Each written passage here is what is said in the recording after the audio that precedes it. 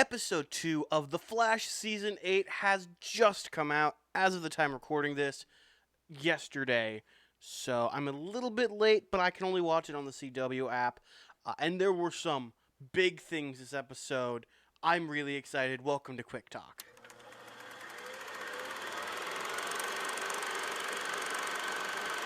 Ladies and gentlemen, welcome back to Quick Talk, the show where I talk about everyone's favorite TV shows within 15 or so minutes.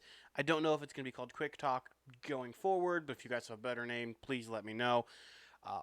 This episode, we're going to be talking about The Flash, Season 8, Episode 2, otherwise known as Armageddon Part 2. Very creative name right there, guys. Bravo. But anyway, this episode was huge. It was honestly insane. So before we get into this, spoiler warning, if you haven't seen the episode, please go and watch the episode. Because if you get spoiled for this, like I did last night, it will suck, trust me. And let me speak to that for a second.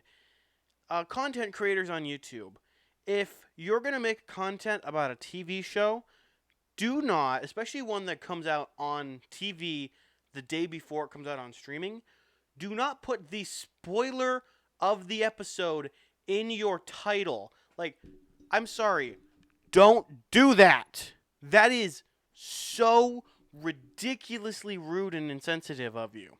And I don't care who you are. Like, if I've watched you for a long time, if you do that, it will lower my opinion of you.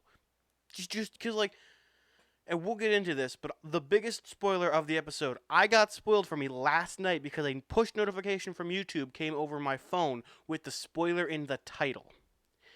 So anyway, with that being said, let's get into this. So this episode, as I said, it's just insane. There were so many twists and turns. Honestly, I think this episode might be in contention for one of the best episodes of The Flash ever. Not the best, but one of, I would say, top 10 material in this episode. Now, of course, there was some clunky CW dialogue. There's been that since Season 1. That really doesn't break my immersion like Season 7 did. However, in this episode, we, as the audience, go for a ride. So in the episode, it starts off with Barry talking to the big bad. His name should be Despero. It's in my notes. I completely spaced on his name. I almost called him Depresso. But Barry was talking to Despero. This was the end of last week's conversation. And Despero was basically telling Barry, your mind's going to break.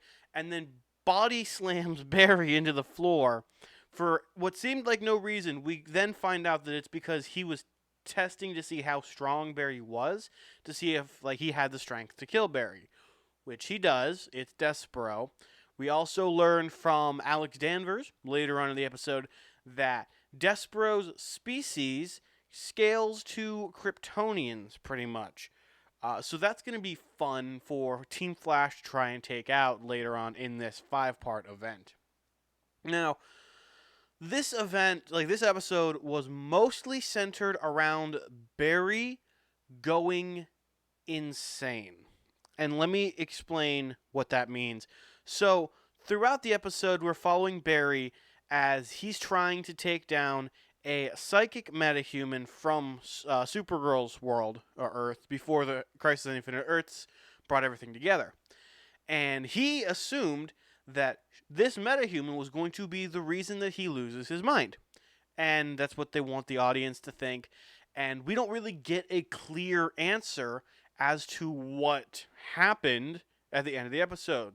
So during the first confrontation between the Flash and this metahuman, the Flash goes to attack the metahuman. She uses her powers, and the next thing we know, the scene instantly jumps to Barry in his apartment, completely wrecking the place, shooting a lightning bolt at Chester and almost killing him. And we see Team Flash, which at this moment in this scene consisted of Caitlin, Chester, and Allegra, all aiming their weapons at Barry, ready to take him out if he were to do things again. So this is leaning into the idea that Barry is like under the control of this metahuman. I apologize, I cannot remember her name at all. Um, so this leans into the thought that Barry is under the control of this metahuman.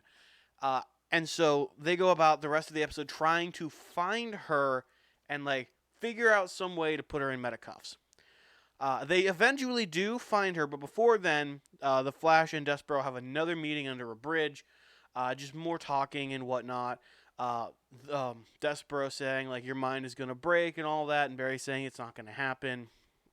Then we have a confrontation between Barry and this metahuman, and throughout this entire episode, like while this all is happening, Barry is being investigated by CCPD for allegedly being another mole in CCPD from season 6 from Carver, which just was dropped like a bombshell out of nowhere. There's a lot of stuff just dropped in this episode. But so he is kicked off of a job site, of a CSI investigation site, and he is just sent away, and they're opening an investigation on him. So that's happening, and then at the same time, we have this story of Team Flash has been kicked out of Star Labs. I know that is like really big news to just drop, but like during the episode, Barry's out doing something. I can't remember what it was, but like the bomb squad or like the radiation squad comes in to Star Labs because the radiation from within the lab's core is like melting down almost. Like it's out of control, and they haven't been able to pick up any radiation because the radiation detector was corroded and completely fried.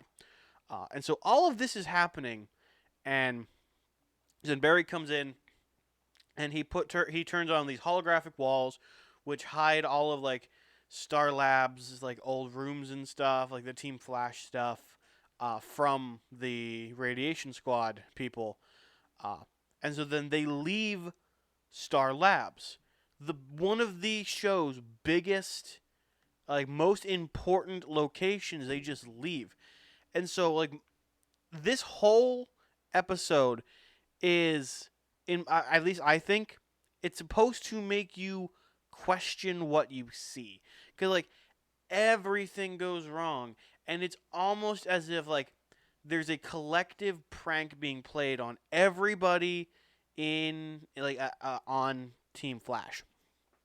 um like maybe Despero is like messing with everybody's mind, which is something that I thought of. What if like Despero isn't actually telling the truth, and he's actually just he wants Team Flash to like break apart so he can take over the world? I don't know that yet. I just get sinister vibes from this guy, so I wouldn't be too surprised if it turned out that he'd been lying the whole time to get Team Flash off their balance so he could best them. I don't know if that's what's happening, but it would be cool if it was nonetheless. Now, at the end of the episode, or close to the end of the episode, we have the second confrontation between Barry and this new metahuman. And during the confrontation, she reveals telekinesis on top of her telepathy. And she just like levitates Barry into the sky and starts like crushing him and all that sort of stuff. And so while Barry's up there, he's like, I need to build up lightning. And of course, like you, as Chester said in the episode, you need friction to build up energy, to build up lightning. But apparently Barry can just build up lightning in his body now, which is it's an interesting concept. I liked the execution, especially when he built up so much lightning in his body that it just burst out in like a pulse, almost like the power pulse or whatever from Godzilla, King of Monsters, when Godzilla was fighting King Ghidorah, and he sent out that radioactive pulse from his body. And so he sent out this radioactive, like this pulse of lightning that incapacitated the metahuman. He cuffs the metahuman, and then he's off. She's in Iron Heights, and he gets back to Team Flash, and they're like celebrating a job well done, and he says that they should all go back to Joe and Cecile's place and get some and have Joe make them some food because Joe is an amazing chef in the canon of the Flash. That's when it's dropped on us that Joe died 6 months prior to this episode. Like 6 months ago was the end of season 7. So this means Joe died 6 months right after the end of season 7. And Barry does not remember this. And so everyone thinks he's playing a cruel prank or that he's denying it when Barry truly doesn't remember or doesn't know. Even though he like spoke a eulogy at Joe's funeral. And this took me by surprise. Now this is what was spoiled for me earlier like last night. But I thought we were going to see Joe's death on screen.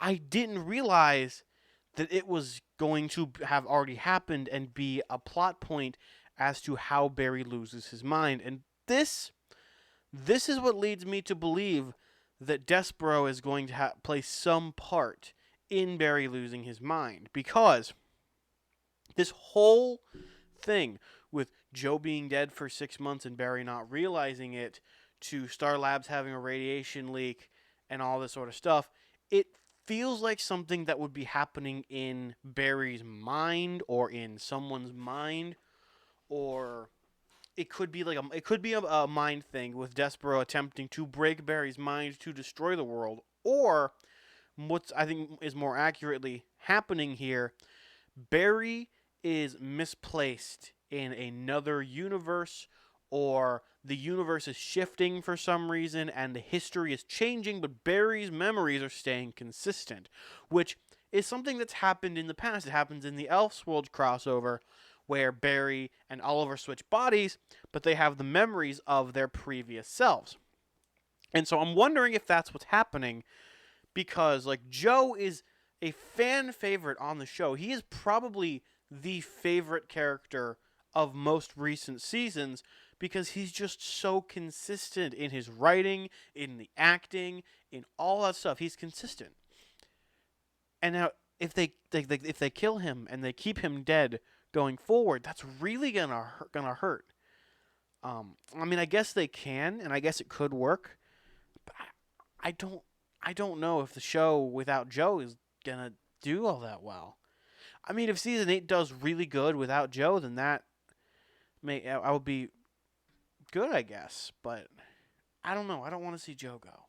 Joe is probably my favorite character beside the Flash. So seeing that really it really did hurt me. Seeing the rumor, or not the rumor, the spoiler last night is what hurt me. Because when the episode came, I didn't get that emotional reaction. Because the emotions that I got last night were anger and frustration at people on the internet completely ruining this stuff, which would have made me cry during the episode, but all I did was sit here in silence. And now just looking back, all I feel is anger right now. But that's not something I want to feel, especially when talking about The Flash, which up to this point, season 8 has been really strong. And like, okay, moving away from just the basics of episode 2, because that's really everything that happened in episode 2. This episode follows in episode 1's footsteps and is so strong. Like, this season has built 2 sturdy bricks on top of what was the crumbled season, like a crumbled layer, which was season 7 and 6 and 5. However, 2 bricks is not going to build a wall if all the rest of the bricks are bad. And so I want to keep my mind like focused and like, cuz like this isn't an indication of how the entire season's going to go. But if the crossover, if this event is all 5 episodes are good, this could be one of the best events that the Arrowverse has done, and this could be laying the groundwork for one of the best seasons the Arrowverse has done. And I really, really hope that is the case. So we are at the end of the video. I'm going to give you guys my ranking of this episode. But first, make sure you hit that like button. If you enjoy this type of content, stick around because we are moving swiftly towards December. And I don't know if you know what that means, but you will now.